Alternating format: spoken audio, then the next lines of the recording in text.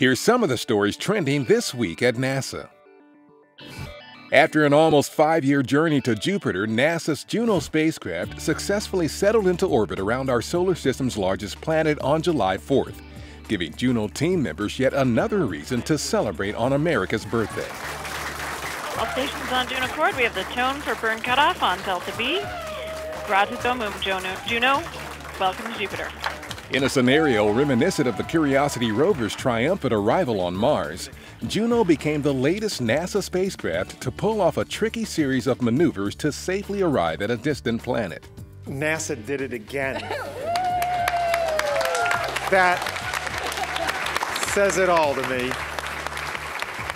And I am so happy to be part of the team that did that. The orbital insertion required Juno to change direction, increase its rotation rate to help stabilize itself, and decrease its speed by more than 1,200 miles per hour. A mission of this complexity to accomplish tonight is just truly amazing. And the more you know about the mission, you know just how tricky this was, and to have it be flawless, I mean, I really can't put it into words.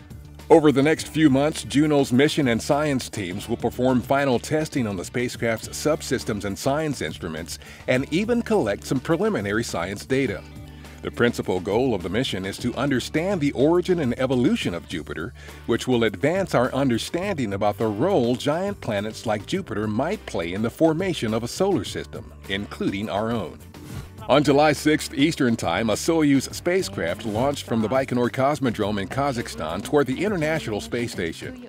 On board, NASA astronaut Kate Rubins and her Expedition 4849 crewmates Anatoly Ivanishin of the Russian space agency Roscosmos and Takuya Onishi of the Japan Aerospace Exploration Agency. The crew members are scheduled to arrive and enter the space station July 9th. They'll spend about 4 months contributing to more than 250 experiments in fields such as biology, earth science, human research, physical sciences, and technology development. NASA's Stennis Space Center hosted a celebration of space exploration June 29th through July 3rd in New Orleans in conjunction with the 2016 Essence Festival.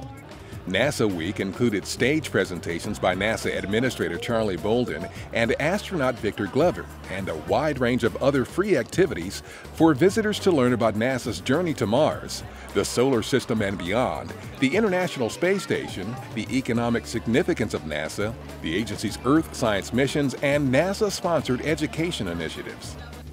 On July 7th, NASA's Armstrong Flight Research Center invited media to preview the atmospheric tomography mission that will study greenhouse gases and other particles and gases in the atmosphere. On July 28th, NASA's DC-8 flying laboratory will make a there-and-back trip over the tropics between Palmdale, California and the equator before heading out for a 26-day journey on July 31st. That leg of the mission will cover from the North Pole to New Zealand over to the tip of South America and north to the Arctic. Data from the mission will complement satellite observations of ozone, carbon dioxide, and other major atmospheric gases. ATOM will make detailed measurements of atmospheric chemistry that are difficult or impossible to make from space. Reducing concentrations of these gases could help slow global warming and improve air quality. And that's what's up this week at NASA.